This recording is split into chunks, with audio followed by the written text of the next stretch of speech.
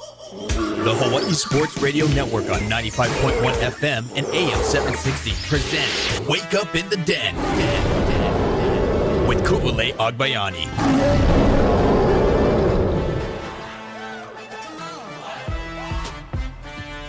Good morning, beautiful people.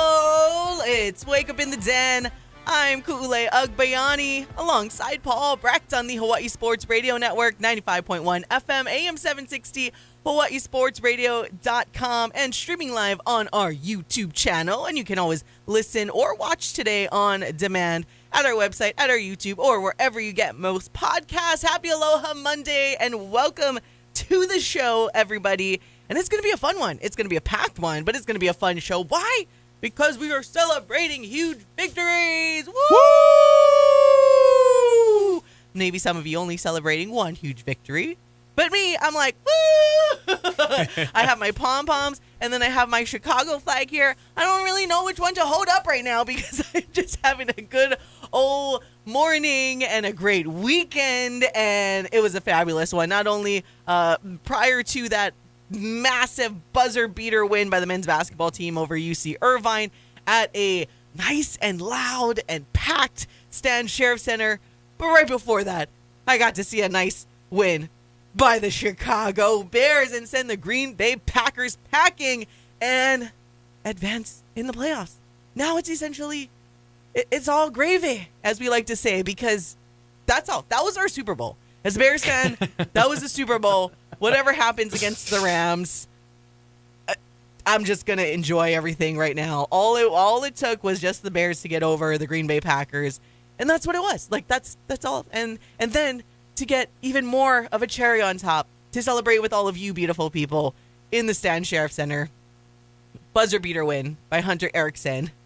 And it was weird because it's like both were rivalry games. Both were like thorn in our side kind of teams and opponents for the Bears and the Packers, and then for Hawaii and UC Irvine. I mean, all the credit to UC Irvine, and as much as, you know, we like to joke about Russell Turner, I mean, the guy's built a winning program.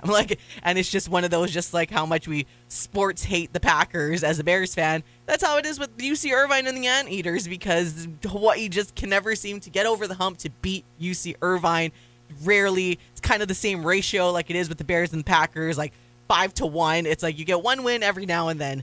And to cap off last night like that for the Rainbow Warriors, the last time that these two will play as conference opponents in the Stan Sheriff Center, it was amazing. And that was like the best way, I mean, for me anyways, to cap off sports weekend. I know there were NFL games yesterday, so I hope some of your guys' teams won yesterday, which we'll talk about the rest of the NFL playoffs as well. But man, what a Saturday. And it was a good reset, considering that the men's volleyball team, as we know, fell to Loyola Chicago the night before. So it was kind of like oh no. And then the Rainbow Wahine basketball team lost earlier on Saturday in a close one. They almost could have upset UC Irvine in Irvine. And it was just like, like down in the dumps if you're like the media member / sports fan of some of these teams. You're like, can we just be uplifted a little bit? And our sports gods were like, here you go. Have fun with this. It was a nice weekend. A nice weekend is a really soft way to put it. It was an awesome, awesome weekend because maybe this is the positive Paul in me, but I took the Rainbow Wahine loss even as a positive. That's a really good UC Irvine team, one that has not lost now, I think, in 14 games. They are unbeaten at home. They are real solid squad. And Hawaii took them down to the wire. I'm not going to do the moral victory thing. But it did show that, okay, this is a team that can compete with the top of the conference. They didn't get smacked down when they went on the road. And listen, it can be easy to pack things in. We've talked about this before. When you go, 0-4 to start, now 0-5 to start in conference play. And it'll be important that they do pick up their first win. But it gave me the hope for them where I'm like, okay, this team can figure it out by the end of the season, and there can still be some fun to be had in their final year in the Big West. And then when you want to talk about fun, at men's basketball game, man, I mean, I don't know what more you could want. between flagrant fouls in the opening minutes, a shot to the head that took out one of our players, back and forth, more than 20 lead changes, more than 15 ties, both teams with go-ahead baskets in the final 15 seconds. I legitimately don't know what more you could ask for. The crowd was, I mean, as somebody who started to have a migraine come on right around halftime, it was both the coolest and worst experience in a long time for me, where, man, it felt like throwing up in the post game. But, man, was it worth it, because it was such a cool moment. The pop of the crowd at the end, we'll talk more about it, but that was super dope. And then I couldn't be happier for you. And then also for our friend Michael. Yeah. Who also that's the survived. Thing. That's the thing, right? Like, majority of the games were a lot more fascinating. Like, they were all, for the most part, close games. Now the Patriots Chargers, sorry, Colin, with the Chargers and the Patriots. I know Colin tunes in. I don't know if he's tuning in this morning, but the Chargers losing to the Patriots is probably the most lackluster game of all of the games that happened over the weekend for the NFL. I tried my best. I played left tackle. I don't know if anybody noticed this. Yeah, I played left tackle last night for the Chargers, and I couldn't quite get it done. So if you I'm were sorry. a Chargers fan, it was probably the most frustrating thing. And to see your quarterback get beat up even more than he already has been beat up throughout the entire the graphic season. I saw this morning true? Did the Patriots really have 30 quarterback pressures yesterday? I wouldn't be surprised. I didn't watch the game from beginning to end, but it definitely felt that way, because it's like every time I looked at the TV, I felt like Justin Herbert was on the ground and did have like the worst like wincing pain on his face. And yeah, oh man. So that was probably the only game that, even if you were a fan of the Patriots, it was just an ugly game. Well, I guess maybe if you're a fan of the Patriots, you just love to see your defense just wallop the other team like nothing. But for the most part, all the NFL games were fun. I was entertained for the other games that I was able to kind of tune into. We'll talk about that extensively a little bit more. Also, going back to Friday, like we mentioned, men's volleyball losing to Loyola Chicago. We'll talk about that coming up. A good little learning lesson and reset for the men's volleyball team, along with some other things. And then the college football playoff is also set now. The championship game now between Miami and Indiana. And I kind of made this chuckle, right? I was so excited, got the news that, it's potentially like Kilohana could go in and could play. And I was all excited all over social media, and they were showing him all over the TV. And then Dan Lanning just doing regular coaches stuff, and his other running backs were fine. Well, the starter did. Their main starter was not fine. He did not go in. But no, Kilohana didn't exactly go in at running back, and that's why Oregon lost. And that is my entirely professional expert take. That is why. No, you know what? That's not why Oregon lost. That is why they got blown out. It's because Dan Lanning wanted to fake out Auntie Koo over here, thinking her Kilohana was going to play. That's why they got blown out. In all seriousness, though, Indiana. And it's so funny. It's almost like annoying as how we see the whole Mike Tomlin stuff, and prior to that, John Harbaugh talk about firing coaches. I mean, Dan Lanning losing to literally we don't know this year, but potentially the only teams he loses to in the playoffs are the eventual national champions. And people are like, oh, is Dan Lanning like, maybe they should reset things there at Oregon. I mean, they're more than welcome to. Yeah, Lanning would have a job before he was able to get on a flight for his next place. Like, it would be legitimately one of the dumbest firings you could ever see. That being said, yeah, Indiana put the schmack down on him. Seems more and more. I jokingly said a few weeks ago now, when Indiana won during their bye week, I was like, man, maybe Indiana's like the greatest team ever, because they're the only team to have the bye and beat the bye, and not only did they beat the bye, but they beat the brakes off of Alabama with the bye. So I'm like, man, maybe Indiana's the best team ever. All of a sudden, I'm like, oh man, they are just rolling through everybody. Also, I won't put them as the best team ever. That'll always go to 2019 LSU. But that being said, man, Indiana, they're just a wagon, dude. It's not just one thing either. Their offense is great. Mendoza will tear you apart. Their rushing attack is wonderful. Their offensive line is great. Their defense is otherworldly, and they lost one of their best players right before the playoffs started. So it just, I don't know. Indiana is scary. Yeah, and I can't wait to draft their entire team.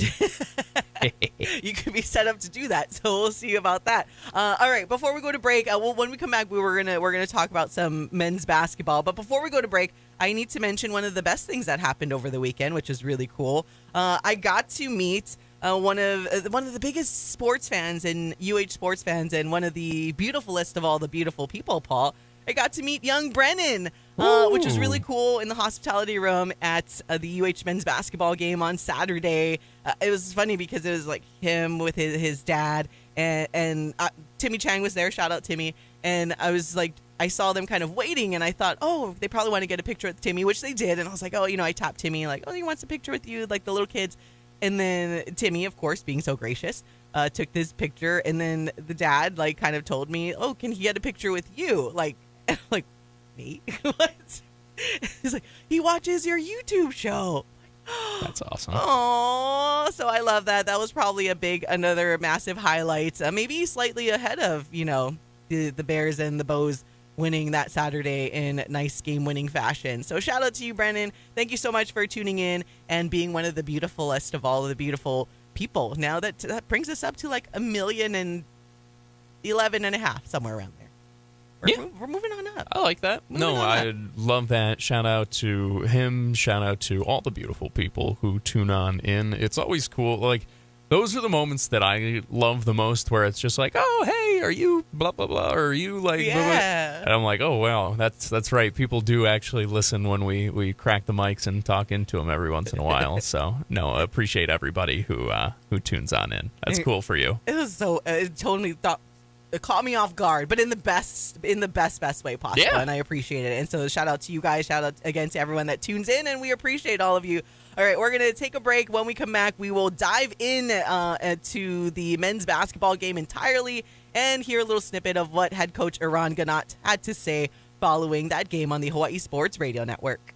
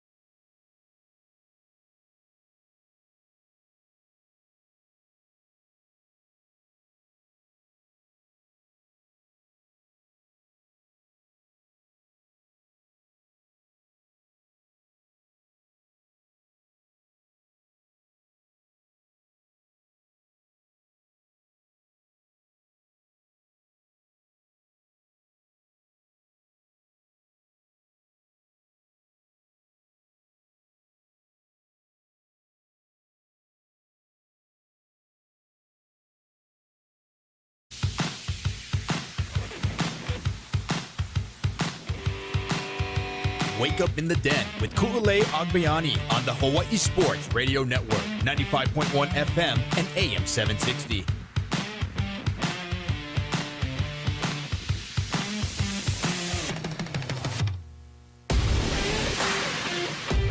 Welcome back to Wake Up in the Den. Kulale Agbayani and Paul Brecht on the Hawai'i Sports Radio Network, streaming live on our YouTube channel. You guys can chime in on the YouTube chat or text us at 808-888-KGU1. That's 808-888-5481 if you want to get in on the conversation. All right, let's dive into it, everybody. I mean,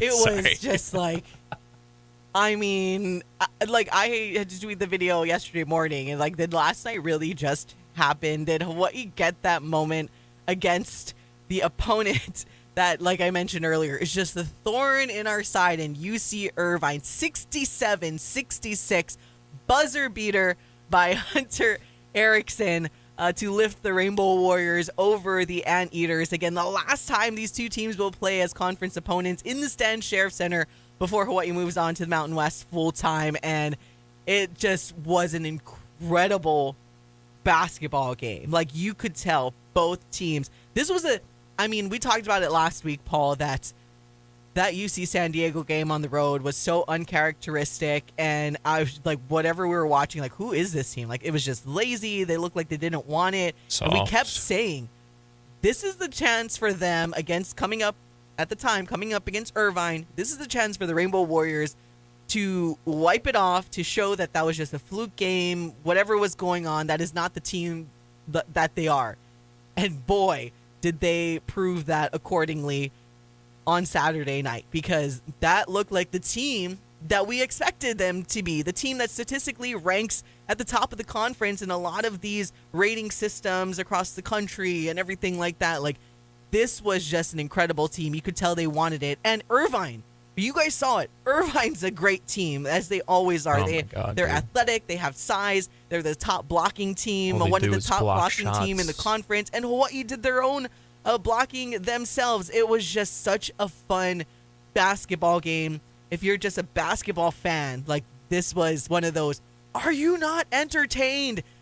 Now, unfortunately, Hawaii was the one that came out on top, so that was just, but up until that game winner, like, it was just phenomenal. Yes, it was not perfect basketball. I mean, Aaron Hunkin-Clater had that bad inbound pass that kind of led to that transition for Irvine. But for the most part, the entire game, Aaron Hunkin-Clater, he was like phenomenal. So when that happened at the end, you're like, oh no. And then Irvine like converts on that, and then everything goes accordingly for the Rainbow Warriors. It was just every little thing, every player stepped up. I mean, Dre Bullock, he was the one with a couple of blocks, like one from behind, clean blocks. Like, he was putting up the playing block. volleyball. Yeah, that's right. He looked amazing. And Hunter Erickson getting the buzzer beater. And Hunter Erickson had 3 blocks. So they were like, all right, you guys want to be the top blocking team? We are going to match you. So the fact that the tallest guy on the court for the Bows in Isaac Johnson did not lead the team in blocks, that would be Gitas Namiksha and Hunter Erickson with 3, and Big Fish had 2. You could just tell all around this team just collectively complete basketball. Like, for all of our football fans out there, this was complimentary basketball by the Rainbow Warriors. Just, we know they're already a good defensive team, but their offense stepped up. I mean, just they looked incredible. 15 assists. Like, it was just chef's kiss. And then the buzzer beater just made it. It just added to the drama for everything like that. It was a really, really fun night. From start to finish, where you have them come out, they start strong despite Isaac Johnson picking up a flagrant foul, being, glued to the bench with a couple of fouls early on. Dre Bullock takes a shot to the temple, has to sit out for half of the opening half. And Bullock, he did not have his best shooting performance, but I will give him credit because I don't know how many players would come back after taking the shot that he did, and let alone have the blocks, the defensive impact, and just the gravity that he does have out there. So that was awesome. This might have been Aaron Hunkin-Clater's best game as a Bow. I don't know if that's too hyperbolic to say, but I think it's fair considering opponent, considering output. I mean, he filled up the box sheet where you could say that he was flirting with a triple-double if you really want to stretch it, with 12 points, 5 rebounds, and 6 assists. I mean, if we're rounding up, that's a triple-double. But 5 of 7 from the field. He gave you buckets when he really, really needed them. 2 for 2 at the free throw line. Woohoo! And really big, important free throws when they did happen. Isaac Johnson in this one, 15 points in 13 minutes. I mentioned his foul woes. So good on him still finding a way to be impactful in that. And then, of course, the bench didn't play as big a role as usual in terms of scoring impact, but man, did they give some massive minutes. You brought up Gitas Namiksha throughout the night, who Aran Ganat has talked about before. I mean, it's like having a sixth starter where you can go to at any time, especially in that front court where if Harry's not having a good game, if Big Fish is in foul trouble, if you need to fill in that spot in the front court somewhere, man, it's nice to have him there. And then Ike, Isaiah Kerr, and Yassine Toomey, not a ton of minutes, but man, some very, very important minutes when they did get in. So this was a full team effort. They needed a full team effort. Hunter Erickson, I mean, the prettiest fall-away jumper you'll ever see, and the pop from the Stan Sheriff crowd was... I hope that is the first of many that we get to hear for the rest of the way through this season, because man, oh man, like you said, that's the team that we expected going into this season.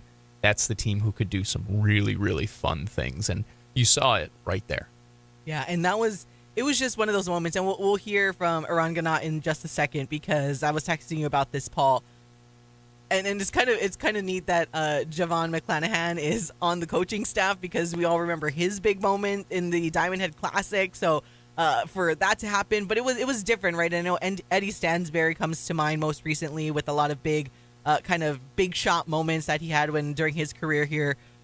But to do it against, once again, just an opponent that I can liken to the Bears over the Packers, like there's just no other opponent like that. As much as we want to talk about UC San Diego, yeah, they're a top team, but they've only been in the conference a few years, and they don't have that same kind of as UC Irvine does. It's always been UC Irvine, and for it to come against this opponent was just massive. And they're going to have to turn around and do it again coming up here at the end of the month, so and go on the road. So you can best believe UC Irvine is ready to welcome Hawaii, and their fans are like, come on over. We're going to show you that like we can get the get back. So, and honestly, that game can go either way, just like this game could have. But if both teams, as we expect them to, if they stay healthy, they keep playing like they will, we could get this matchup once again in the postseason. So wouldn't shock me to get a third one. Best of 3 series. Depending on where things end up, you can potentially get them only in the championship game for this season. But that's way too ahead of ourselves. I want to let you guys hear real quick, though, just a little snippet of what head coach Aran Ganat had to say following that game. It was a night I don't think I or many will forget. That's what's great about the game every day, or life every day. You have you have great belief and faith that great things can happen, and then sometimes there's moments you'll never forget. I know Scott Robbs got me right after the game, and I was kind of frozen because I'm just taking it all in. And he asked me, "What's going through your head?" And I just said, "You could see me looking." And I was just like, I'm just trying to, I'm just so happy to see how happy people are. Like our guys, our fans, admin, everybody, like Timmy Chang's over there going nuts. I thought he was going to check in, and that's what it's all about. And I'm just so happy for them. Everybody in this room has been, if you think about it in the context of it, like, I think this team has a chance to be really special. This team now, and early in the year we have to get phase 1 going, which I've talked a lot. I'm sure the tech guys are tired of me saying it, which is you can't get to phase 2 until you get phase 1, which is you got a new group of players, great guys, never played together, learning about Hawaii, so you got to get that through. And now we need to be in phase 2, which is make our move. Players now don't need us as much, take the lead. And I thought today was a great step. It could have gone either way, obviously, but I thought both teams were working their tail off. 2 of the best defensive teams in the country, you could see it. Sometimes the good looks don't go in because of the work and the effort to defend. But when I say the context of it is we've all seen it, but this group hasn't been in it yet. Like they haven't felt they see the crowd rising, and I appreciate everybody who came. First of all, thank our fans, they were incredible. Gave a lot of respect to Irvine, and very happy for our guys, but that I just want them to be in it. We've all felt it, watching it, coaching it, whatever, but this group hasn't felt it like that. And they deserve it. I've said this, I'll say it over and over again. We have the greatest fans in the world, very knowledgeable. And every place in the country supports a winner with their fan base.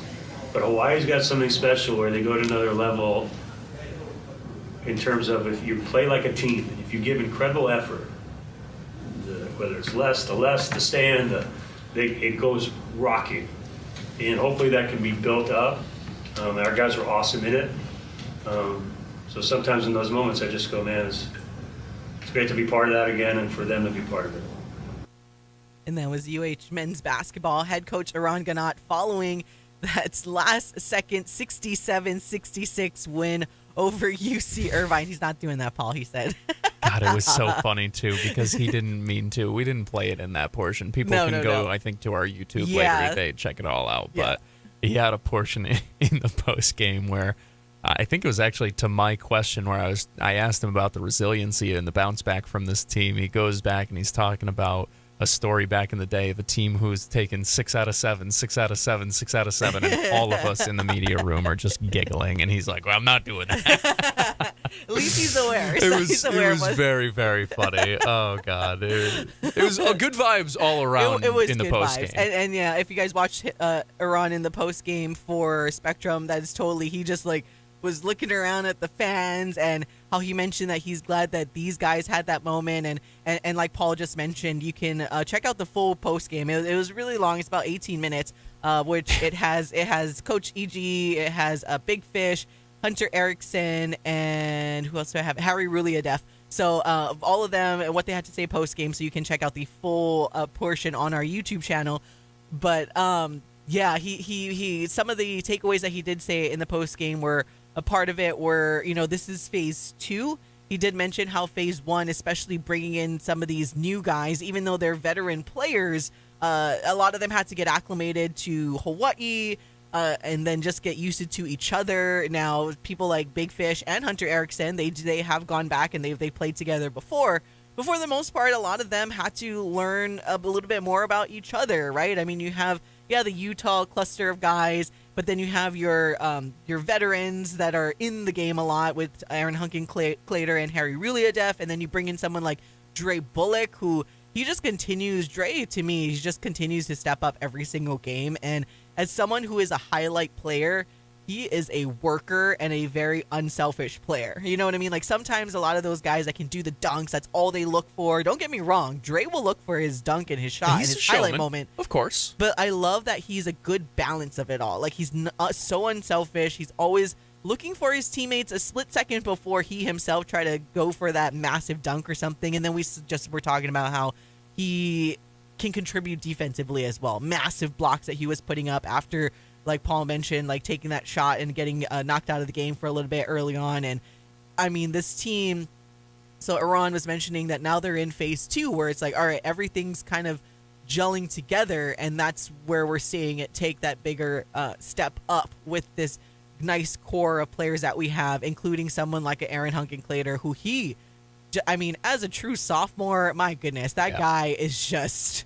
So in a world where there are a lot of veteran players, including on our team here in Hawaii, to see someone like a true sophomore, and I think Harry kind of talked about him and was asked about him in the post game, even they have nothing but phenomenal things to say about Aaron because of that massive step he's taken and the fact that he is still such a young player, similar to how we've been talking about like a Micah Alihado on the football side, right? Like they're actually really young. And in this world where you see some of the better players be older players, more veteran players, they are fitting in just fine. And to know that this is where they are at his young age of probably like 20, in a world where there are like grown men, including his teammates that are like 24, 25, Aaron has just been such a great leader, just vocally and just his play. He was just been phenomenal to watch this whole season. So now, as Coach Eran said, we're in phase 2 where this is when we start to see the team. All right, they've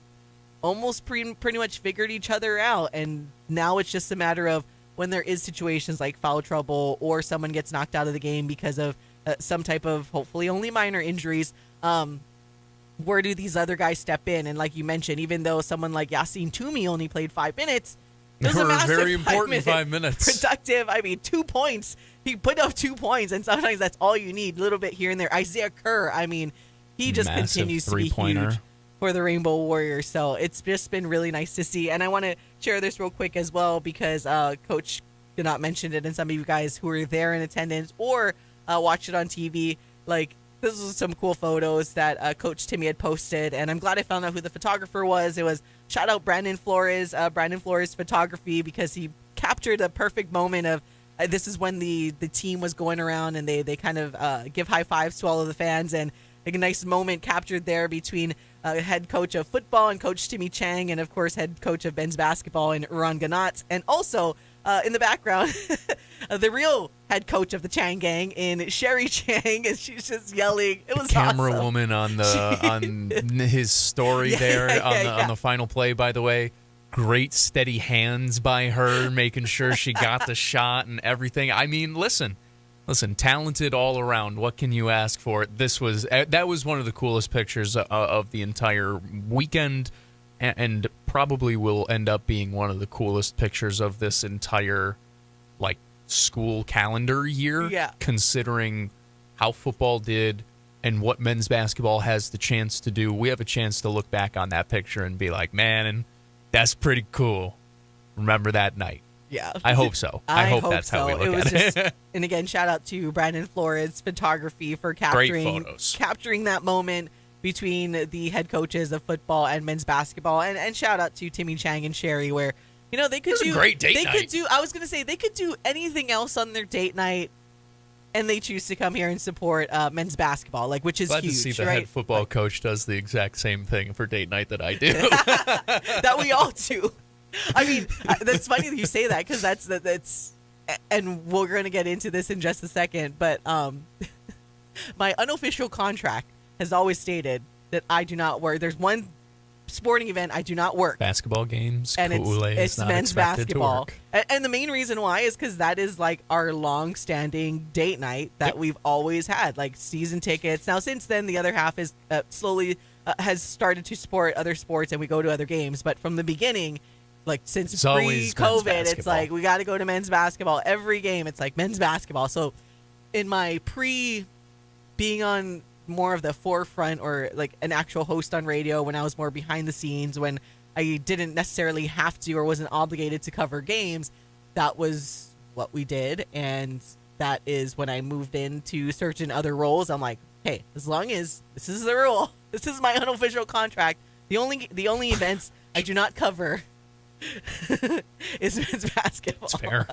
It's absolutely fair. So we're all on the same page. It's that's the date night. The date night is basketball, and that's how it goes. All right, we got to take a break way past the clock. We'll be right back on the Hawaii Sports Radio Network.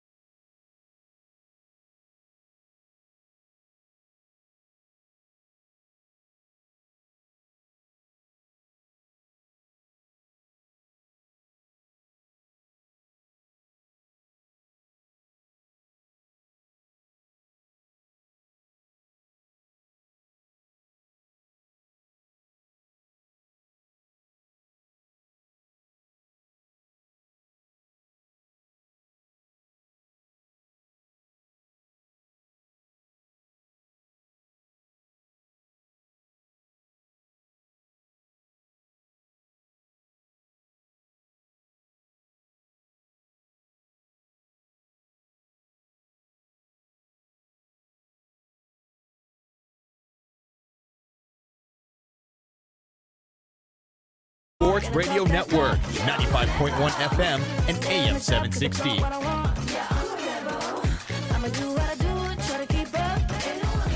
Welcome back to all of you, the beautifulest of all the beautiful people. It's Wake Up in the Den, Kule Agbayani and Paul Brecht on the Hawaii Sports Radio Network, 95.1 FM, AM 760, hawaiisportsradio.com. You can catch us on demand wherever you get most podcasts or streaming live every single Monday on our YouTube channel. Thank you for hanging out with us. This is every weekday morning from 8 to 10.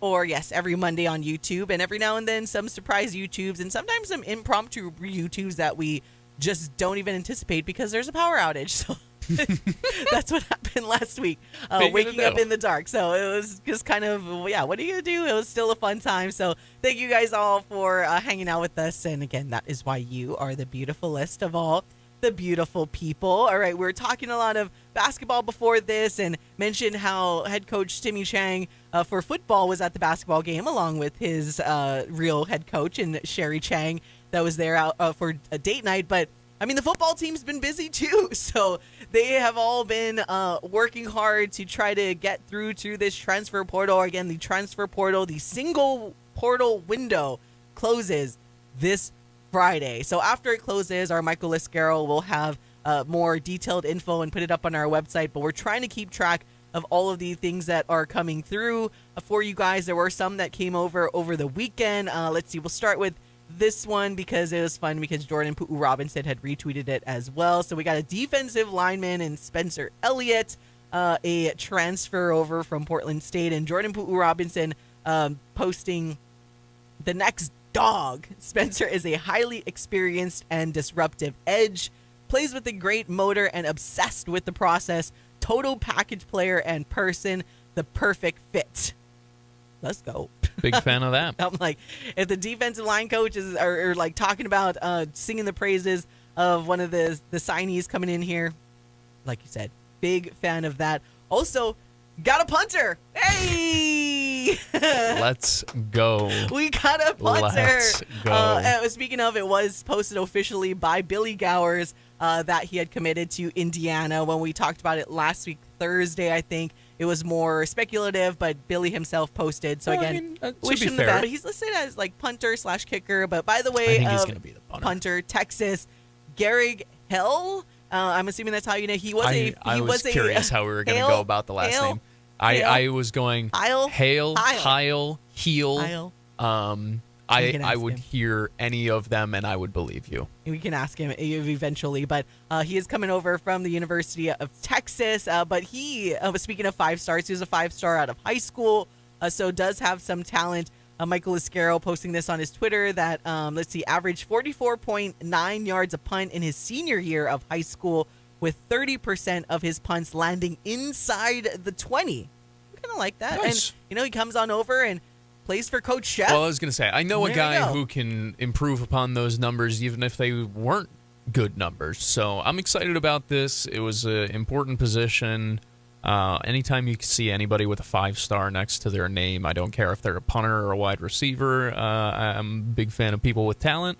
And I'm a big fan of adding to our special teams, being that there are a couple of pretty big holes left in this offseason, still with another one potentially to fill. So, yeah, I was glad about that. SEC talent, baby. Come on. Let's go. I'm still waiting for that kicker from Utah to come in. Yeah, the one that followed you. Yeah. Let's see. Who else committed? We got a basketball kind of blend here in the sense that Ozzie Pollard, who is the son of Scott Pollard, the Wizard of Oz, I think I saw Reinbold call him. Oh, yeah. So Ozzie Pollard, he was offered by Coach Reinbold. Again, Coach Reinbold now with the CFL, but a shout out to Coach Reinbold for offering this guy Ozzie Pollard. He is also a defensive lineman. This is from Michael Liscaro from the state of Indiana, 6'4", 290 from Marian University. Dominated as a true freshman, earning MSFA Midwest League second-team honors with 32 tackles, 8 TFLs, 5 sacks, and 4 pass breakups. Once again, offered by Coach Reinbold back in December, actually. So he's kind of high there on the radar in being that, let's go. Shoring up the defensive line. We always talk about that. Not only just bringing in guys that can make an impact right away. But even then, we just need to have depth in the trenches no matter what, because unfortunately, those guys, there's always one that tends to go down on offense or defense. So the more you can shore up the guys in the trenches, the better in the long run for the season. Well, we talked about it where there were so many graduations to begin with that defensive line that you needed to add more talent regardless, because I know you had talent coming back this year. Like you just said, you need the depth. You need guys who can go in and rotate, because that's what allows this defensive line to work at its highest level. And I will say this, I'm a big fan of recruiting a little bit, so much to, I guess, Kurt Cignetti and Indiana's dismay. So overall, I'm a big fan of adding him. Sorry, I got distracted. I was going to say, I think we're back. We're back now. Yeah. But overall, I was a big fan of that. Between him and Spencer Elliott, those are two guys who I would expect to, at the very least, get into the rotation next year, and at the most, give you production. So that'd be very, very nice. Yeah, I'm a big fan of those pickups. Another defensive pickup I saw, this one was reported by Stephen Sy, was Jeremiah Hughes, the Michigan State defensive back. I think he's a corner. Yeah. That's another Bishop Gorman guy, another talented player to come on in and play. He adds to that defense that we talked about and that I just alluded to. Lost a lot of pieces, not just in the trenches, but on the back end as well. So I'm glad they have been active and busy on the defensive side, because that was the one I was a little more worried about than the offensive side. Though they've been active on that side as well. They have. And looking over, too, on the offensive side, we got a running back as well over from Kansas State. It was also reported. I think it was Stephen Sy as well that posted that along with the Jeremiah Hughes announcement. Running back Devon Rice out of Kansas State. So it would be exciting to see what he does. Once again, we lost Landon Sims, who was a magnificent just back for Hawaii, the do-it-all kind of guy. Now, I have to go kind of do a little bit more research and see what kind of back Devon Rice is for the most part, but it's nice to start shoring up that running back room as well. On top of, we still need to find a little bit more depth in the 808 Slangas room as well, offensively, right? Just having a little bit more. It's nice. You kind of like to have at least 3, like how Hawaii had this past season. 4 would probably be ideal. That's kind of like if there was a standard, that's usually the standard, and especially FBS football, we know like the A4 teams have like 20. I was going to say Cal had like 9 guys out there. I was like, oh my God. But at the G5 level, you hope to at least have 4, but definitely need a lot more than the 2 Micahs. I would like at the very least somebody with college experience to back up Micah, so that you don't have to force Micah Eugenio into play if he's not ready. Listen, if he's ready to go, awesome, and he'll prove himself on the field, and I trust our coaches to make the decision to put the best backup quarterback in that position. But it would be detrimental, I think, to his development to just assume that Micah Eugenio is already good enough to be a backup quarterback for a team who, by the way, if you liked winning this year, guess what? That's kind of what the expectation comes. And I don't think Micah Alejado is going to become this magically like 6'5", 225-pound quarterback who is like indestructible. So I would like a quality backup option that doesn't put you in a bad place if the young guy isn't quite ready yet. So I agree there. By the way, in terms of running backs, I think Devon Rice is probably closer to the Cam Barfield mold. Yeah. And I think what's his name? Vi Fonoti, the former Kahuku back, who's in the transfer portal from Montana right now, who they offered. I think he would fit the Landon Sims role a little bit better. I'm not getting my hopes up on that guy yet, because that guy has gotten a lot of offers. I was going to say, I know I didn't he's got even a want lot to mention him, because I'm like, I looked at some of his offers. I was like, I mean, never say never, but we will get excited if that happens for sure. Like I could potentially be a little obnoxious, because you're like, okay, this guy is actually he's good. He's coveted and he's wanted and he's going to come home, which would be cool. But for now, I'm sure he's exploring all his. We'll find out on Friday. At least the deadline is right around the corner, and we don't have to worry about another transfer window. But just some of the other guys, again, that committed. This was when we were talking about last week. Just to remind everyone, Daenerys DeRosa Jr., offensive lineman Audric Harris, receiver Cody DeCambra, DB Jalen Edmond, who is also a DB. I think, was it? Shoot. I thought I had it on my notes. But I think Jalen Edmond was a Bishop Gorman Yes. pipeline Well, too, right?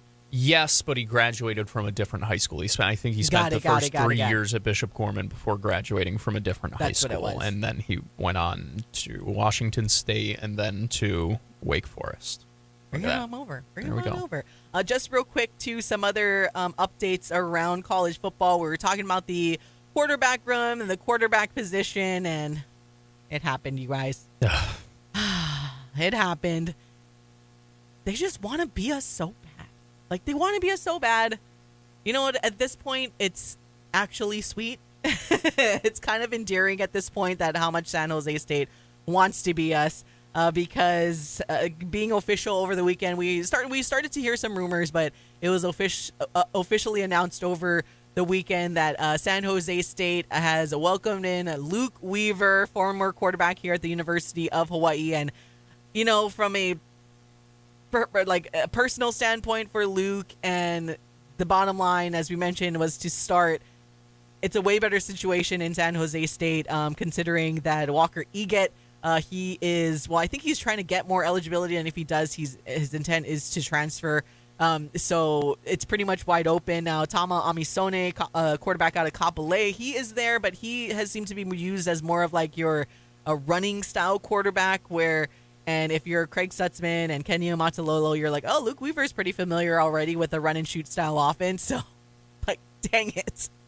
So, yes, Luke Weaver lands in San Jose State. So, we're looking forward to welcoming in the Spartans here at home now this upcoming football season. Also, San Jose State landing Isaac Mahuka. He is was kind of a top linebacker there that was out in the transfer portal, and also a Hawaii kid. So, They just want to be us. they want to so be bad. us so bad. Whatever. Some of the other minor news, just talking about being somebody. Sorry, I couldn't help myself. Dylan Raiola officially announced that he is now at Oregon. Dante Moore, welcome to the NFL, buddy. So if Dante Moore chooses to stay in Oregon, Dylan Raiola will back him up and then be the starter in 2027. But we'll see what happens. And it's just I kind of made this joke. I don't know if it was on air or just in our chat, where Oregon wants to be us so bad. They always need to have a quarterback that has some tie into Hawaii. They took like a gap year with Dante Moore, and they're like, wait a minute. We need a quarterback that has a tie to Hawaii, because that's what it felt like for. I mean, you had maybe like that Bo Nix, Justin Herbert a little bit, and then it moved back into Hawaii era. So it's like, then they tried when they didn't get Jaren Kiave Sangapolutele. That didn't happen, and They got to find some way, shape, or form to connect themselves to Hawaii. Whatever. That's totally fine. fine. That's their prerogative, I guess. All right, we're going to take a quick break. We'll be right back to close out hour number 1 on the Hawaii Sports Radio Network.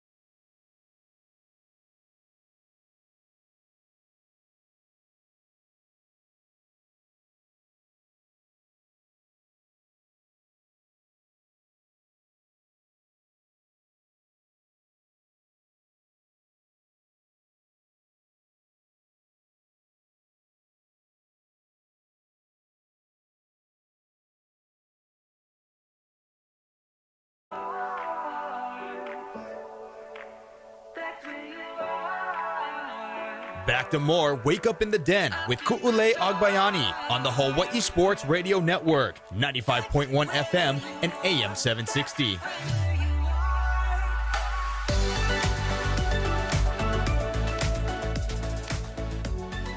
Welcome back to Wake Up in the Den. Ku'ulei Agbayani and Paul Brecht on the Hawaii Sports Radio Network, 95.1 FM, AM 760, hawaiisportsradio.com, and streaming live on our YouTube channel today and every single Monday. So you can either watch live or on demand wherever you get your podcast. Want to kind of talk a little bit more because there was another major commitment, I guess, in the transfer portal wise, at least nationally. We had just mentioned Dylan Raiola. If you guys ever missed the news, he is part of that Raiola family. But as a quarterback, he has gone from Nebraska to Oregon and then LSU. With all the tampering that they're doing, they did get their quarterback now. I think they have to swing and miss a few times, and third time's a charm. There you go. So they land Arizona State quarterback Sam Levitt now is going to LSU. Michigan State, Arizona State, and now at LSU. Louisiana State. Enjoy. Yeah. In the crazy transfer portal world, that's what's going on nationally. But, I forgot my train of thought. Oh, real quick, Paul, since we only have a few minutes, because that kind of sets us up for just to close out this hour in terms of college football talk. Now that we do have the CFP championship set between Indiana and Miami. Indiana, by the way, the 8.5-point favorite as the visiting team, essentially, even though they are, in terms of the bracket purposes, they are the designated home team, but they are playing in Miami's home stadium, essentially, and they are the 8.5-point favorites to this Miami team. Total set at 48.5.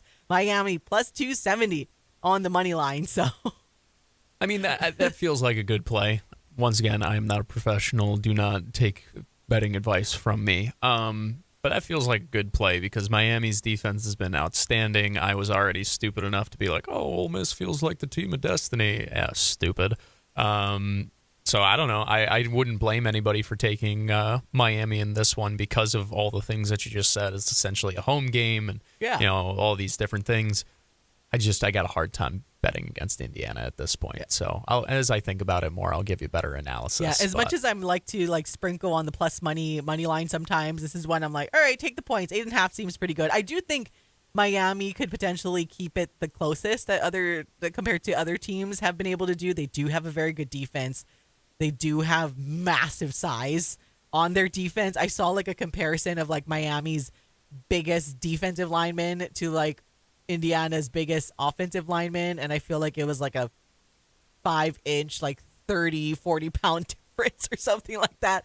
It was insane. So it'll be a fun CFP championship matchup coming up here next week, Monday. So a week from today, that's going to be a fun one, even though Indiana, I wouldn't be shocked if Indiana blew them out too. I was going to say, I sit here and it's good. That Miami defense is fun, but man, Indiana just rolls everybody. Yeah, well, anyways, we got to take a break. We'll be back for hour number 2 on the Hawaii Sports Radio Network.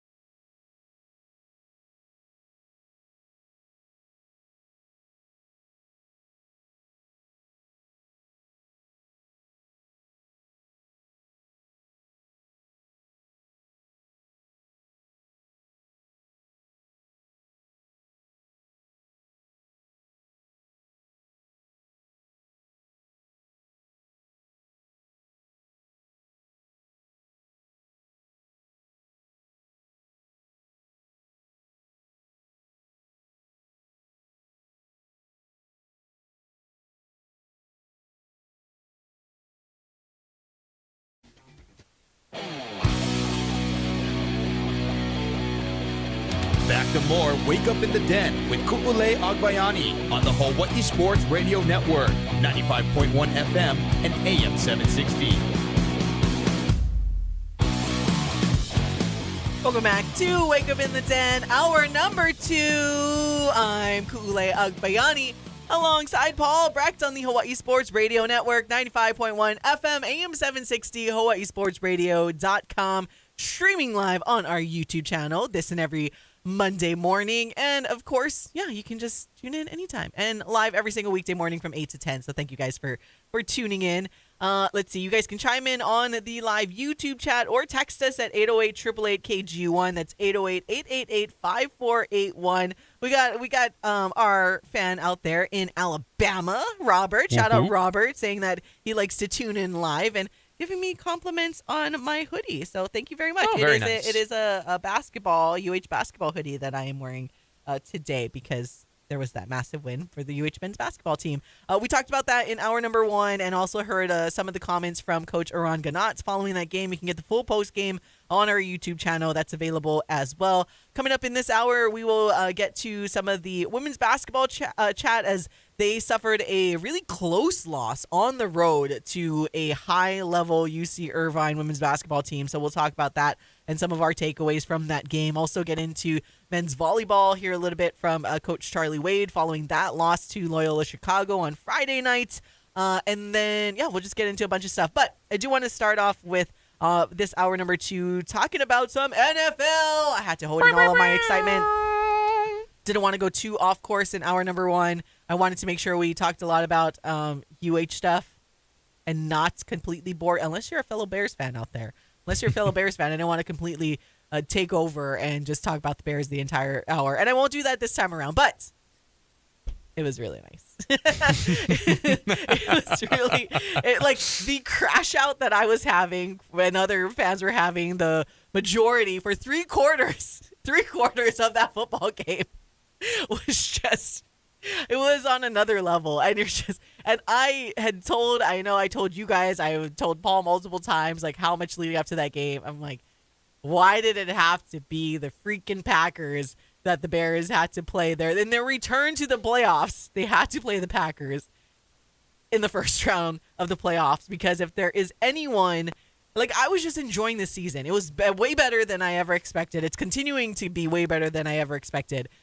And I just was enjoying, wow, they qualified for, okay, like, I don't know if they can win a Super Bowl, but it's nice to have an extra football game.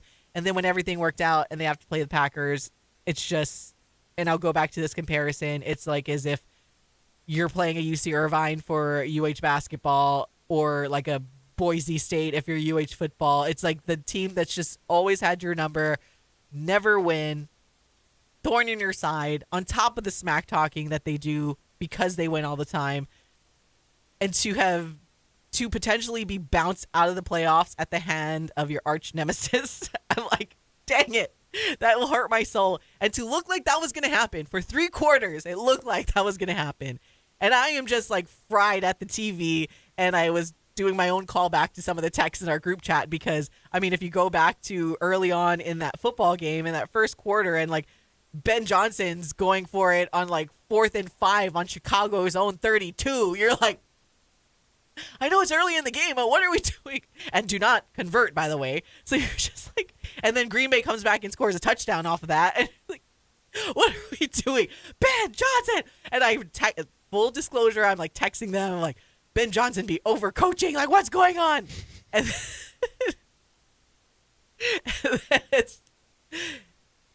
then you know what? It worked out. And Never a doubt. I saw a tweet that was like, I'm sorry, Ben Johnson, I did not see the vision.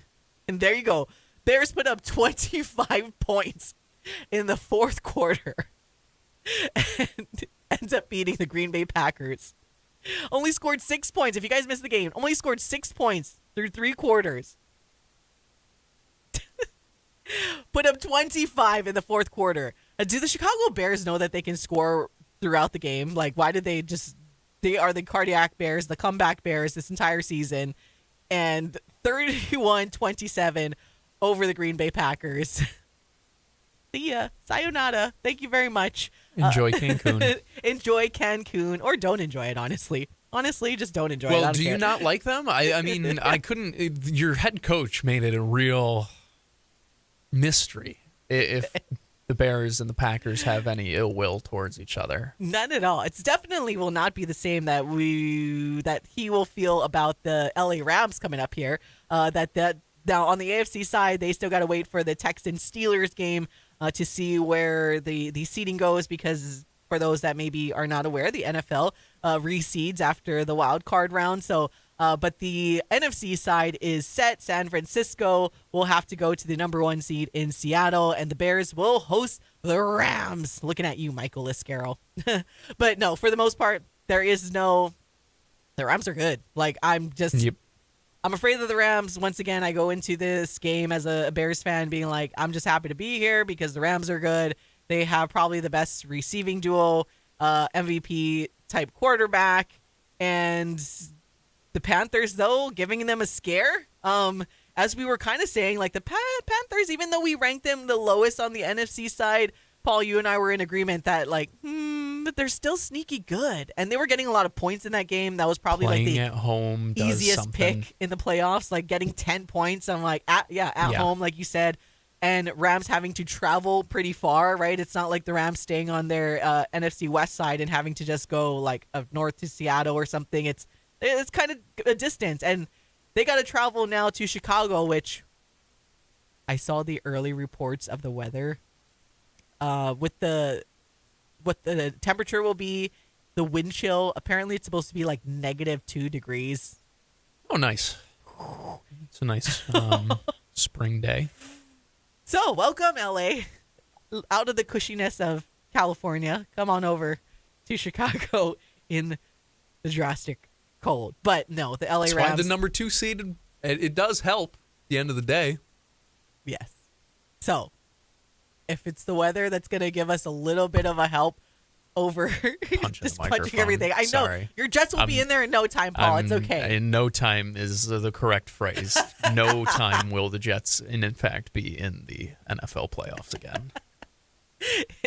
Oh, God. Michael just digging in the way. He like quote tweeted some tweet about like, no, the worst 2 teams should play on wild card weekend for the number 1 pick. No, I don't want to play any more football. You know how happy I was watching football this past weekend and not having to think about the stupid New York Jets. It was such a nice thing. I got to enjoy every part of that Bears-Packers game. I was like, wow, football's so fun.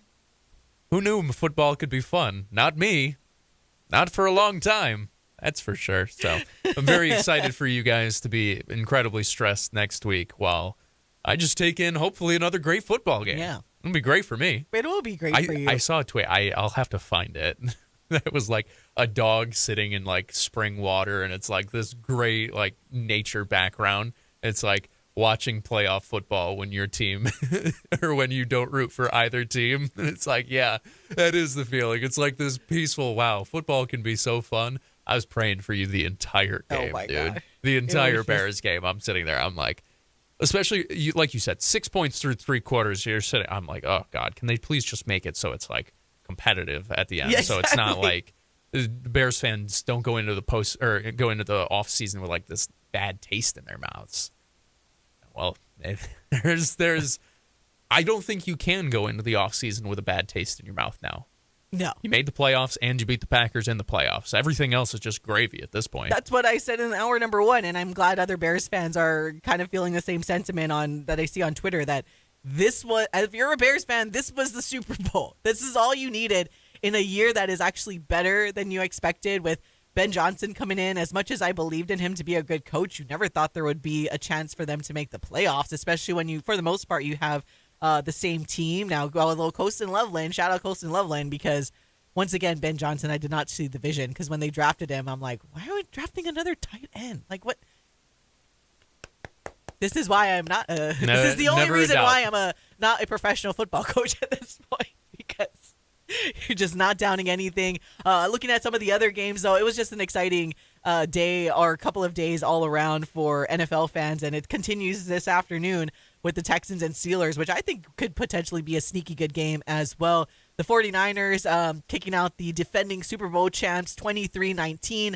Unfortunately for the 49ers, they do lose George Kittle. So that's a massive loss for his Achilles, and it's really unfortunate for that to happen with an already banged-up 49ers team. But credit to the 49ers, man. They have just been so competitive this entire season, considering they are almost as literal as you can get being on their last leg in terms of their top talent being in there for the games. And same thing with the Bears. The Bears, unfortunately, did lose a couple of key pieces there in that game. So we'll see how they fare once again against a very competitive Rams squad. But the Bills being able to sneak ahead of the Jacksonville Jaguars 27-24 in a game that was exciting too. But Josh Allen, and everyone's been kind of saying it, right? In a postseason where Josh Allen doesn't have to worry, I'm using air quotes, about Patrick Mahomes and Joey B. You're like, all right, now it's Josh Allen's turn. If there was ever a time, and I think I said this, where it's like, if there was ever a time for Josh Allen, it's opened up. The sea has parted, the Red Sea has parted, whatever it is. In a way, all right, not to be a Knicks fan, but it does feel almost like the 90s, right, where the Bulls just, I mean, they dominated, it felt like, all the time, whatever, blah, blah, blah, blah, blah.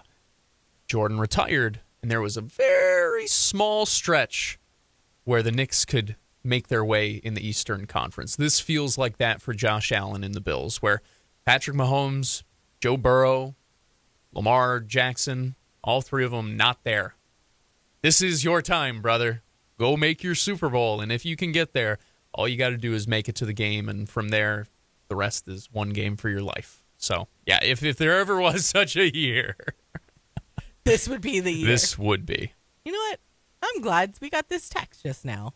We were going to bring this up, but now we're getting it thrown, the question from one of our texters. Again, you can text in 808-888-KG1. That's 808-888-5481. I love how they worded it, too.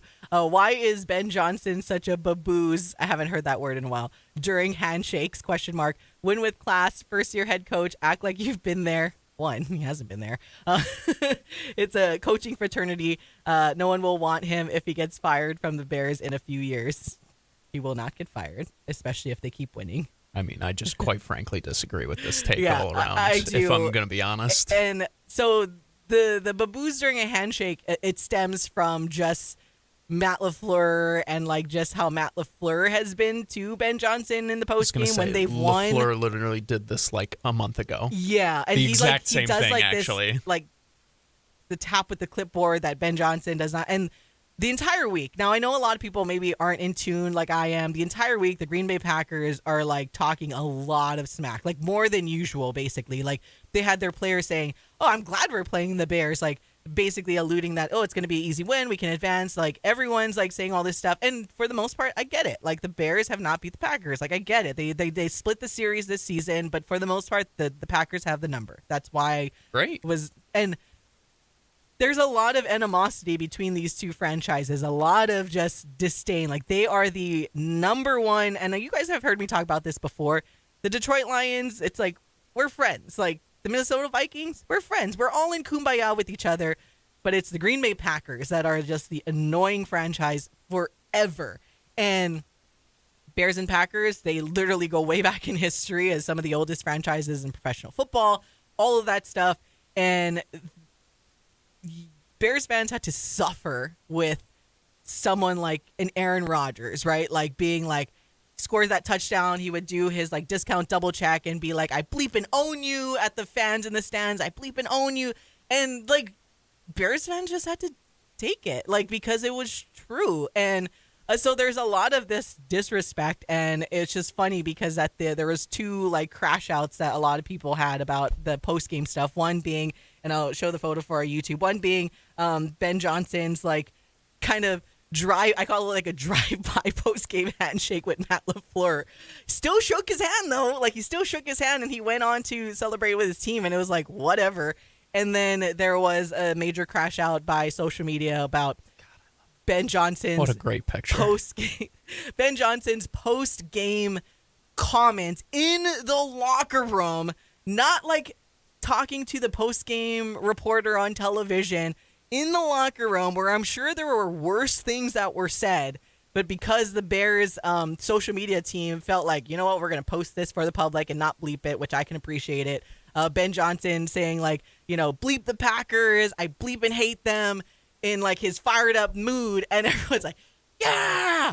And everyone just had a field day with how awful it was. Even Dick Vitale. I'm like, get over that, I'm like, dude. Dick Vitale, stick to basketball. Like, I guarantee you 90 to 100% of head football coaches in their locker room post-game, when they beat somebody, even if it's not their biggest rival, have said stuff like that, and probably worse. And just because he got posted. So from the handshake to that, he still shook his hand. Like, in my mind, I'm like, he still shook. Oh my gosh, I don't care if he did or not anyway. Did you see that? Sorry, it just made me think of the AI video that came out where it's like he shook his hand and then he was like karate chopped him in the face. Yeah. It was I thought the whole thing was such a ridiculous reaction where it was just stupid. It was stupid. I mean, when did rivalries in sports turn into bad things? That's like, I'm really confused about that. Like, I love when people are like, man, I hate this team. Maybe it's because that's how I grew up, right? I grew up with the Rex Ryan New York Jets. I'm not coming in here to kiss Bill Belichick's rings. You know, we already know what they're going to write about us. The 3 home teams advance and the effing Jets, you know? Like, that maybe it's because that's what I grew up with. But I love that. Like, I want my head coach. We're not buddy-buddy. We're not friends with each other out here and whatever. Also, yeah, there is a difference between Packers-Bears and Bears versus take your pick of any other team. The same way everybody has a feeling about one of those teams. So I don't know. Like, I'm glad they shook hands in the first place. Yeah. Listen, if I beat you, I get to do what I want. And if I come back on you like that. Yeah. Also, yeah, that's another thing. If you don't want that to happen, don't lose the game. And I don't know. I understand the sentiment about winning with class and acting like you've been there. But I also think it's such a stupid line, if I'm being honest with you. Win with class. Why? Why? I'm serious. Why? To set a good example? Is that if that's the reason, like, okay, I guess. Act like you've been there before. Why? I haven't been. I've never won a game as a head coach. I was going to say, Ben Johnson has never, he's literally playoff game as a head coach. Never been there. He's been to, even then, like when he was the coordinator last year for the Lions, they did not win that first game in the NFC wild card. The majority of people don't ever get to experience a comeback like that against their rival in the postseason. So yeah, I'll let you have whatever reaction is. My dad, head coach of 30+ years, right? He has a very, very simple rule for people, non-media people. Do not talk to me immediately after a game. Unless you want the full emotions of what happens in the postgame, do not talk to me in the postgame.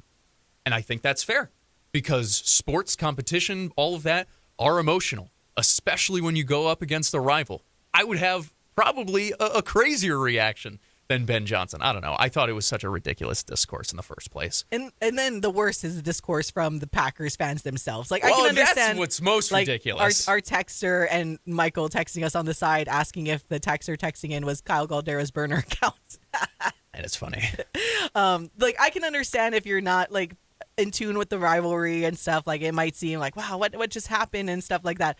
But like, again, if you're a Bears fan and if you're Ben Johnson who coached on the Lions and you understand, like, he has now made himself even more beloved by Chicago and the fan base because he exudes what the entire city of Chicago and Bears fans have had to take in. But like the mightier than thou from the Packers fans themselves, I'm like, so again, funny, dude. We had to listen to from all of this talk about from Aaron Rodgers fan base that brought you. Oh, we own you. Yeah. He owns you. Like, we had to deal with that, and all of a sudden, it's like, oh, he didn't shake his hand. Oh, he said bleep us in the post game in the locker room. That, like, oh, so that was that's only where my question again. That is. was only on social media. It's not like he went on the national broadcast and was like, nah, nah, nah. This is like literally. Like, and I'm gonna pull up a photo for our YouTube people because how it started, how it ended. how it started, how it ended for us this year in 2025 to 2026. In the draft, you have Clay Matthews coming out to do the pick and saying Bears still suck. And and then I can't be mad at it as a Bears fan because they did. Because they've had their number. And then people were making fun of Caleb Williams doing the cheese grater thing at the end of the post game, and I'm like, you know what? He's generational. How fast did he grate that cheese, dude? Holy cow! I'm like, this is what Clay Matthews going on stage and being like, "Oh, Bears still suck," and then it's like, well, you know what? What's fun about sports? Because guess what? Take that. I don't think a single one of these people take it that seriously off the field when it comes to I bet you they could all still sit down and have a drink together later on in the off season. I'm sure they could. Yeah. They might not want to, but I'm sure that they could. It's not that serious. It's competition. It's fun. It's trash talking. I had to make sure that I had a radio appropriate talk. Exactly. But it's just keep that in mind. But it's just, I don't know. I totally get it in terms of if you're put off by it as another fan, but also, I don't know. To the victor go the spoils. That's how I've always felt. If you don't like how somebody else acts, don't let them win. And otherwise, you have to focus on yourself more than other things. Also, by the way, I don't really get I don't get what win with class means. What does that mean? Does that mean go up to the post game? Does that mean do the EG? Is that what fans want? And that's the thing, right? Okay, he didn't shake his hand and do the... He did shake his hand, though. I was continuing. No, I meant to shake the hand, kind of like you saw in the post game of They want him to do Timmy and Rolo, hug it out at midfield? Kind of. Or what just had between the... I think it was the Eagles game, and he's like, oh, go win it all or whatever. Notably, everybody who afterwards. loves Nick Sirianni and Kyle Shanahan, two of the most beloved head coaches by fan bases. That's surely Nick Sirianni hasn't been. Every Eagles fan's been begging to fire him since they won the Super Bowl. Well, and that's the thing, right? It's kind of funny that our texter mentioned that nobody's gonna want Ben Johnson if he gets fired. I was like, it's because he coached his butt off. He coached his butt off in that and beat Matt LaFleur. Well, now they're in negotiation talks for an extension. But after that, there were talks about fire Matt LaFleur. It's and again, Matt LaFleur, I'm sure, is fine. He thinks more about the loss than the way that Ben Johnson shook his hand. And I'm here for it. Doubt he spent more than 30 seconds thinking about it. He was probably just he was probably pissed off that they lost. A head coach would be. I get it. I understand the sentiment let me put this straight. I understand the sentiment if you're not a Bears or Packers fan. I do not understand the Packers fans freaking out. One, no, I don't get it. Because I get it, a lot of people do love the true, by definition, sportsmanship and kumbaya. I then get they it. have no idea what happens in the locker room. But if you're a Packers fan and you're the ones crashing out about the handshake and the post game speech, I'm like, no, get out of here. I cannot hear that talk. No. Ridiculous. And if you're another team, a fan of a team in the NFC North, and you're crashing out about Ben Johnson antics, then I don't know what to tell you, because you would love for your coach and your team to do the exact same thing that they did to the Packers. They do. Every single one of these coaches acts this way. I would put money on the fact that every single one of these coaches do. Should we just continue the... We'll just continue the crash out. Say, you know what? We can if you'd like. All right. We can make a double break after. Okay, we'll just... Because there was another thing that... that I wanted to... that Paul needs to vent about, and that is regarding the post-game of the Jaguars. So, as we know, the Bills just barely squeaked by the Jaguars 27-24, and seemed like Ben Johnson, first-year head coach there, Liam Cohen, did a phenomenal job in making the Jags what they are, being competitive against a very good Bills team, and by all accounts, look like the future is bright for the Jacksonville Jaguars, and the fans of the Jags can be excited, right? It's almost similar watching when it comes to the Bears. You have the same quarterback, you have a lot of the same players, and this new coach comes in, and you're like, wow, coaching matters here in the NFL. So you see what Liam Cohen was able to do in his first year, and unfortunately came up short to the Bills 27-24. So there was a post-game moment that a lot of people had crashed out about. And before we give it up to Paul to vent about Wait, it and are to you give sure you we the have time details for of this? it. Yes, I think. Before we give you the details, I want to let you guys hear exactly what it was and who it was from. So the voice that you will hear is a woman by the name of Lynn Jones, who is a reporter there in Jacksonville, not a sports reporter. We'll tell you a little bit more details about that. But this was an interaction. This is her speaking to head coach of the Jags, Liam Cohen, in their post game. So here is Lynn Jones. I want to tell you congratulations on your success, young man. Thank you. You hold your head up, all right? You guys have had a most magnificent season. Thank And you. you did a great job out there today. Appreciate so you it. just hold your head up, okay? Thank and you, ladies ma'am. and gentlemen, Duval, you the one, all Thank right? you, ma'am. keep it going. We got another season, okay? I appreciate Take it. care and much continued success to you and the entire team. Thank you, ma'am. And that, again, that was Lynn Jones to Liam Cohen, the head coach of the Jacksonville Jaguars, in their post game following that 27-24 loss to the Bills.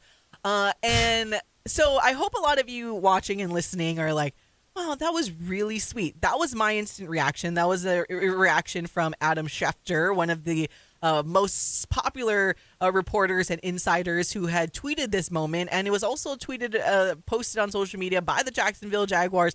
For the most part, it seemed like everyone was collectively like, wow. Really innocuous moment. That was very sweet. That was such a sweet moment by this reporter that is like not national media, works for a small publication in Jacksonville, Jacksonville Free Press. has Shout been out them. reporting has been a reporter for ages. I mean, on their YouTube you could see just this sweet lady.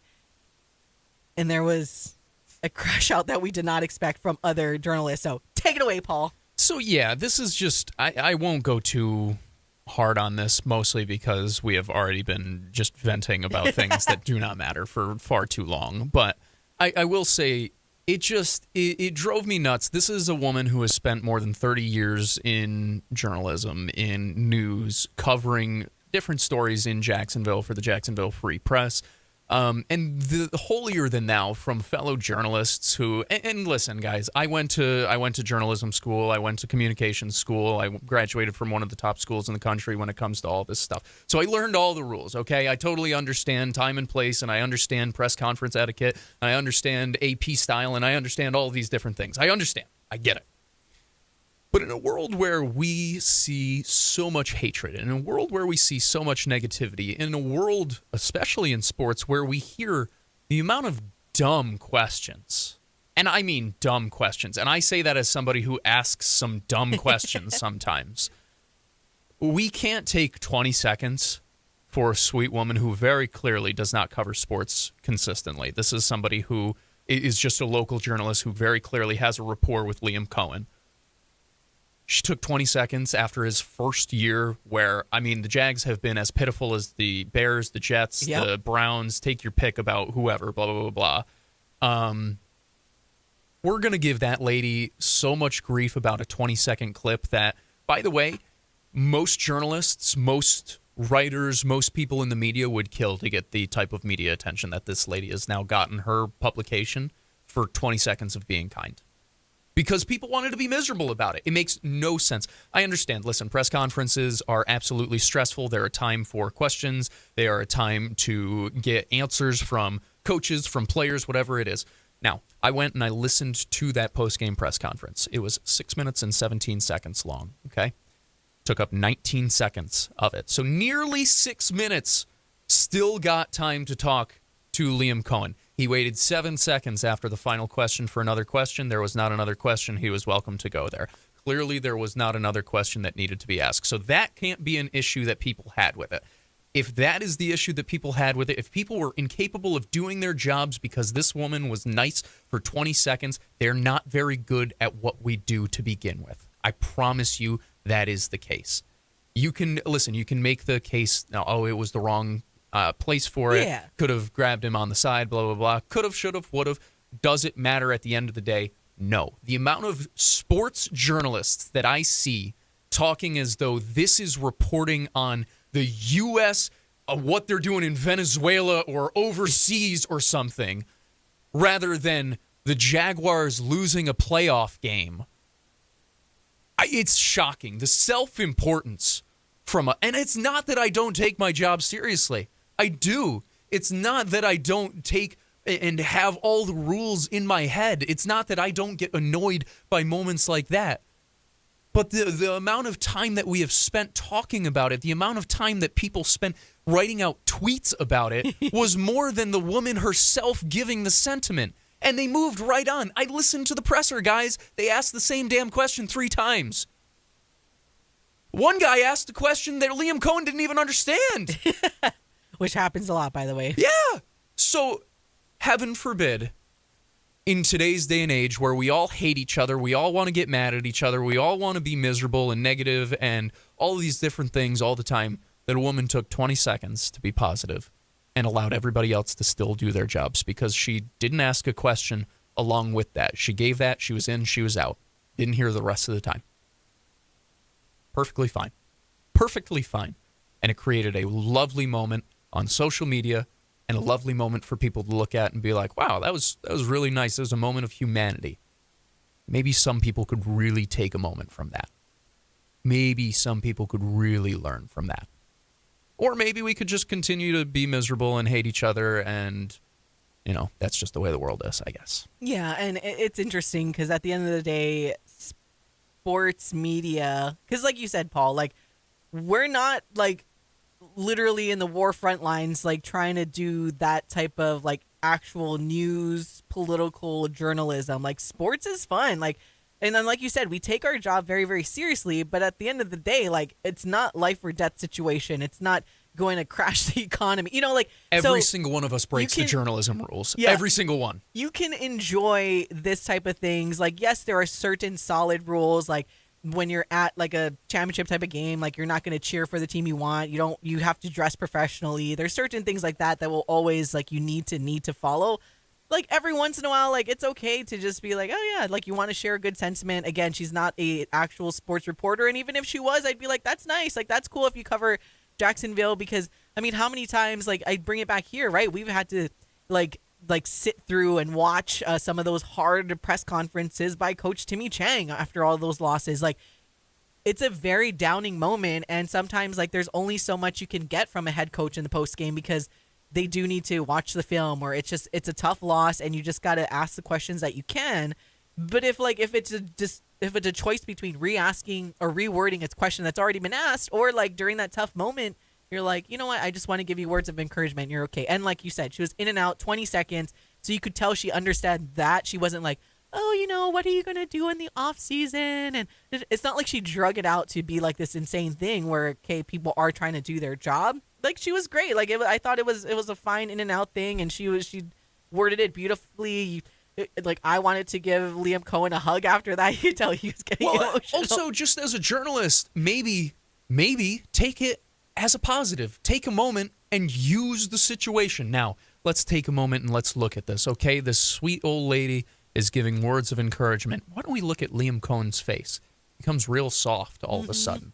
Guy who was very clearly emotional, he had a moment of like, thank you, Why don't you write about that? That's something that you can absolutely put in your game story. That's something that you can absolutely use.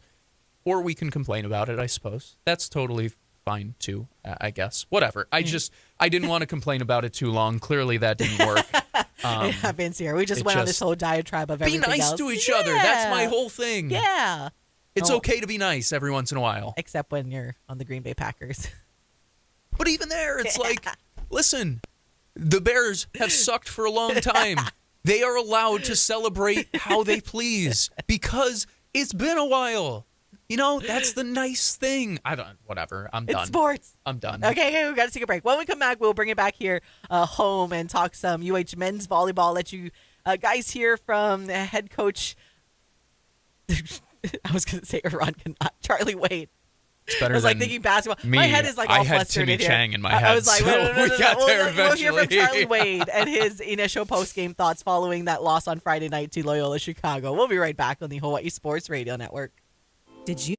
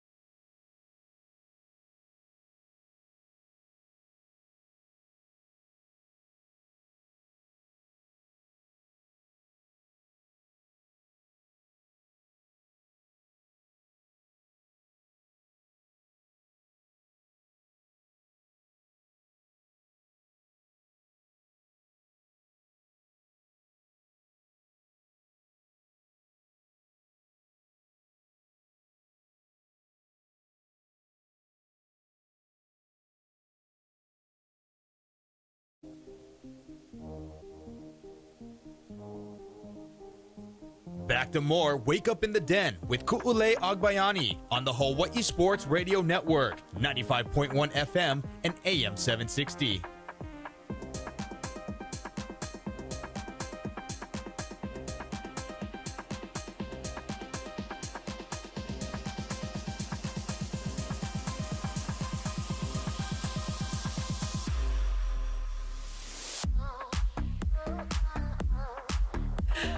Welcome back to all of you, the beautifulest of all the beautiful people. It's Wake Up in the Den. Ku'ulei Agbayani and Paul Braxton, our dance party here on the Hawaii Sports Radio Network, 95.1 FM, AM 760, hawaiisportsradio.com, and streaming live on our YouTube channel.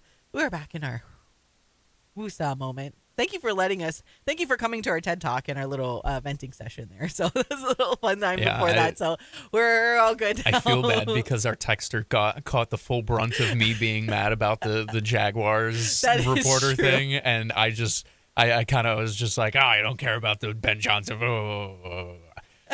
Just know that I love you. Thank you for texting in. I don't hate you. Ben Johnson does hate the Packers, so in fact, he might use a different word. And Paul's impassioned take when it came to the Ben Johnson thing was far more me getting prepped for the Jaguars thing. It was a spillover if you were for the Jaguars thing. If you were to look at my laptop screen as you were going through that and reading the whatever or the text, I was actually on Twitter reading more of the responses to the, I'm like, oh, this is such a bad idea for me. So you're just getting all hot right. And So I'm getting all angry at our poor texters. So no, I love you. Thank you for texting in. And like I said, I just get angry seeing Packers fans tweak out about Ben Johnson. I do know what win with class means. I do understand what acting like you've been there before means. That was me being more mad about the Jags. If you are not a Packers fan and you have that, like, I totally understand. But it's just when I go through social media and you click on people's profile, Packers fan, I'm like, oh, stop! God. We had to deal with all of your smack talking for so long. You take it. And you let the Bears win and score 25 points on you. So you take it, man. Anyways, good bringing back home, like I said, here to Hawaii. We needed that positivity. As I'm going to talk about loss now. That's why we needed the positivity. Okay. So going back to Friday night, the Rainbow Warrior volleyball team losing to Loyola Chicago in 4 sets, 4 tightly contested sets, though.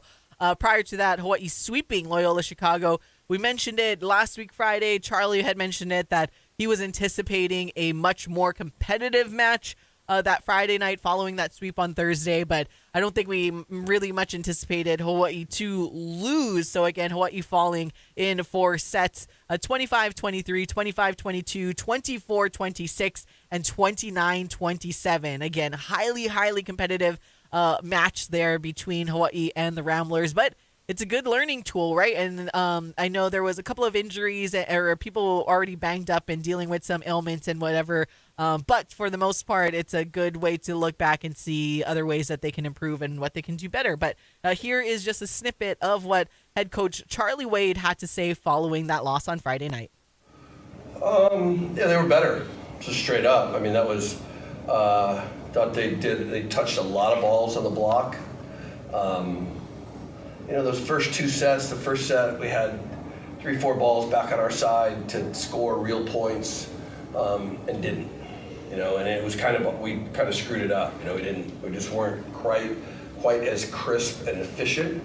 And again, against a good team. We let them hang around in the first set, and they come back and make some plays late. And second set was almost kind of the same. Had a lead and just weren't quite. They started targeting Adrian, who's an exceptional receiver, and he got stuck over there in the first set, literally in row 1, where the center went back and got 5-6 in a row. I mean, that was a pretty significant difference in the first set, because we battled back and get it close where they all do. 3 of them, I think. Yeah, and the other one was 22. So that second set, and we just weren't quite. Weren't clicking on all cylinders, And I'm not trying to, as an excuse or whatever. Trent didn't practice all week. He had a back that tightened up, and he wasn't spin serving. and that's pretty significant. You know, I'm going to look at his point scoring. He generally point scores like 40+%, and it was probably closer to 0 tonight because every time he set, he got a couple. When we matched it up and were able to get him serving in row 1, which was their worst, we point scored a little better, but it's not his usual where he's cracking it and going. And obviously Travell had his back tightened up and he was out for the match, and thought Ofek played pretty well and he gives us a nice spark, but then you're just a little off rhythm there a little bit. I saw Christian kind of grabbing his back at late, and obviously made the decision to go with Kainoa, who looking to get a spark, and he gave us that. That was real positive, knowing that he can come in off the bench and do that. He was serving well, and ironically, he kind of muffed the toss there in the fourth and floated it out of bounds. Yeah, like I said, we let those first two kind of slip away by having leads and just get some loose points. If we win those two, we win in 3, right? And Loyola obviously played significantly better. We knew they would. You knew the setter was a very good server, and he literally won the first set on his own. You gotta love the fight. I mean, that was, the guy just kept battling, So that was, it's big, you know what I'm saying? A lot of time you guys can start hanging heads, especially in that third set. We were down a lot, and ended up winning. It's one thing to battle back, but to battle back and win that set, I thought was a great sign for the team. And, we just got to be a little crisper earlier. And, it seems weird to be saying in the second week, but we got to get healthy too, right? We weren't firing on all cylinders, And then I start questioning myself, do you go to Magnus and roll them out there and kind of high leverage in situation? And it's like, I think tread at 70 might be better. It just, and even Adrian early on when he was struggling to get let up, you wanna, it's a balance between, okay, you're getting picked on and it's not going real well. You just, sorry, next guy, go. Or here in January, want to watch them, like, can you play through it? Can you bounce back? Can you help? And I thought Adrian did a really nice job of that. Kind of settled it down and played good down the stretch. Like I said, I think for us, we kind of learned a lot and look at it. And, and I think one of the guys mentioned that when I walked in, like, you do get a sense of your own mortality, right? Everybody starts telling us how great we are and everything's playing amazing. And it's like, yeah, well, it's not a given. You got to go out and earn it every night. And that was UH men's volleyball head coach Charlie Wade, what he had to say following that Friday night loss in 4 sets to Loyola Chicago, and kind of summing it up there, right? Just saying Loyola was just better, and they were. And he kind of mentioned there a little bit about some of the guys dealing with some ailments, Tread Rosenthal not having his spin serve, and just kind of that reality check, right? We posted that on social media with Kainoa Wade and Ofek Hazan. We'll post it up on our YouTube, the full post game, also a little later today, so you guys can listen to the whole thing, because you'll hear from some of the players and a little bit more from Coach Wade, where, yeah, it's just that reality check, right? Like, you have aspirations to win the national championship, but you lose to a very good team. I mean, we talk about our setter in Tread Rosenthal. They have a really good setter on the other side in McElligott. And I was like, okay, it's not McElligott. It's like, I'm glad you tried to say it because I've been terrified of it. So they were a good team. It was a good reset for the Rainbow Warriors, especially coming off of that dominating sweep the night before, feeling like they were invincible, and then realizing like, oh, we, as the number 2 team in the country, we lost to the number 7 team in the country that could potentially see in the postseason as well, right? So it was a nice little, like you said, and we'll talk about the women's basketball game to close things out after this break, but you never want to throw out moral victories, but it's a good learning experience. And like I said, the sets were at least tightly contested, right? Like they didn't get run out the gym, losing by just a few points each match and taking 2 sets to pass the 25 mark. So it was an entertaining night for fans that were there at the Stan Sheriff Center. Over 6,000 of you guys, where it was loud. But unfortunately, there you go. You reset. At least you have at least a couple of matches where you don't have to maybe put out some of your top players there at Roberts Wesleyan and Rockhurst coming out this week. By the way, the 11 a.m. games, if you are going to volleyball, I saw this posted by UH. There is not going to be any parking available, school day, all that stuff. No parking available for the 11 a.m. games, so you are encouraged to use, other means of transportation or whatnot. So just keep that in mind. If you were planning to go to the games in the middle of the day, no parking there on campus. You have to bring your two different. I guess you'll have two different tickets. So you have a ticket for general admission for the 11 a.m. games, and then your standard ticket for the 7 p.m. games. So again, 11 a.m. games against Roberts Wesleyan and Rockhurst on Wednesday and Friday. You guys can go in and general admission for 11 a.m., but no parking available in lower campus. I guess even upper campus too. And then the evening games at 7 o'clock p.m., your standard 7 p.m. games. You can go to campus, all that stuff. So, yeah, good reset for the Rainbow Warriors this week before they eventually go on the road at the ending of January. Okay, we'll be back to close it out here and talk some Rainbow Wahine basketball on the Hawaii Sports Radio Network.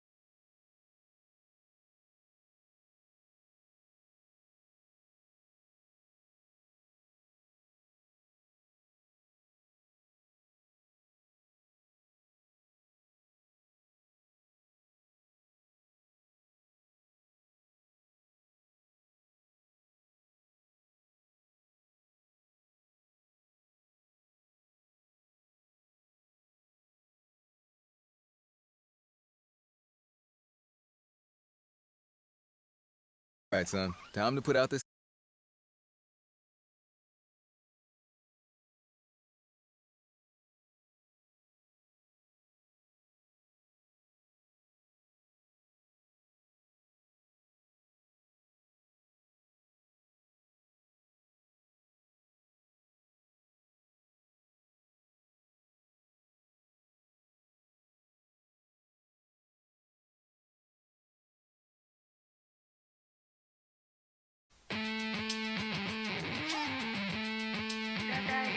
Wake up in the den with Ku'ulei Agbayani on the Hawaii Sports Radio Network, 95.1 FM and AM 760.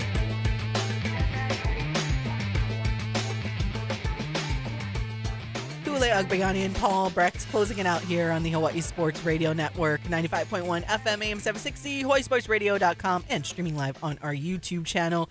All right, we'll get to some Rainbow Wahine basketball in just a bit. Well, I'm only a few minutes left, so we'll probably have to continue the conversation tomorrow because I do want to make sure we get to some of our final text.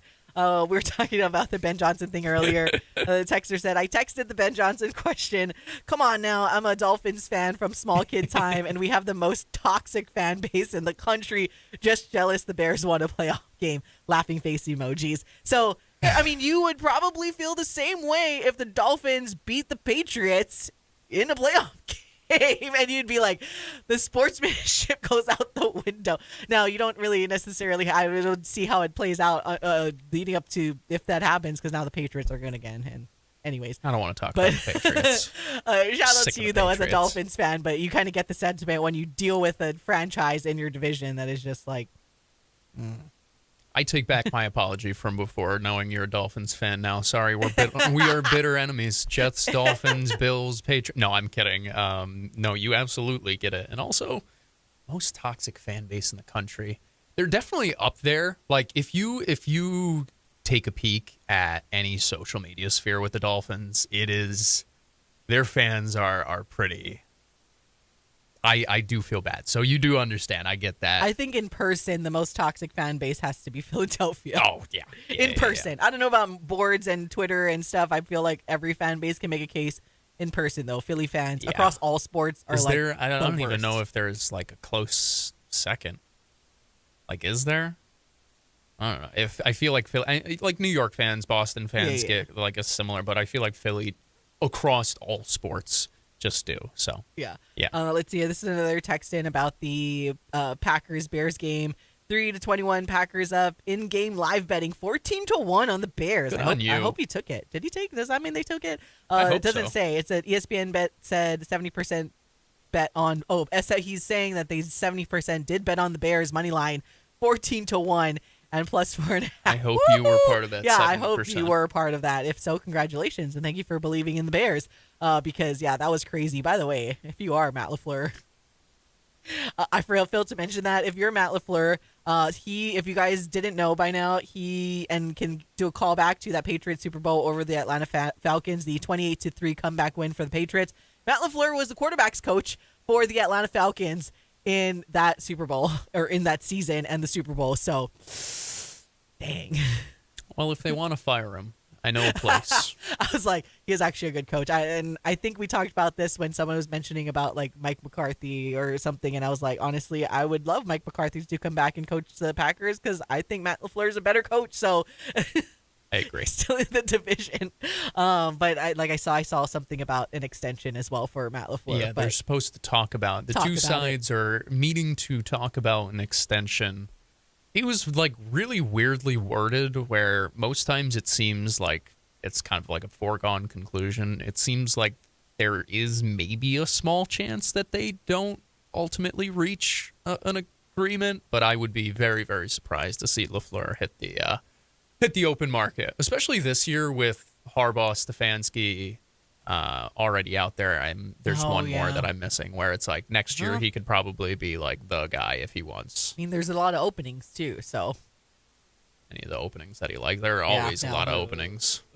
Like there will probably be there will probably be a handful of openings again next year as well. For the Raiders' sake and for Fernando Mendoza's sake, I hope that the Raiders land one of those top two guys in John Harbaugh or Kevin Stefanski because I think Harbaugh is going to be a Giant or a Dolphin, if I'm going to be honest with you. Okay. Stefanski, there's a weird gut feeling that Stefanski ends up in Baltimore just to complete that whole story. Oh, my God. Oh, God.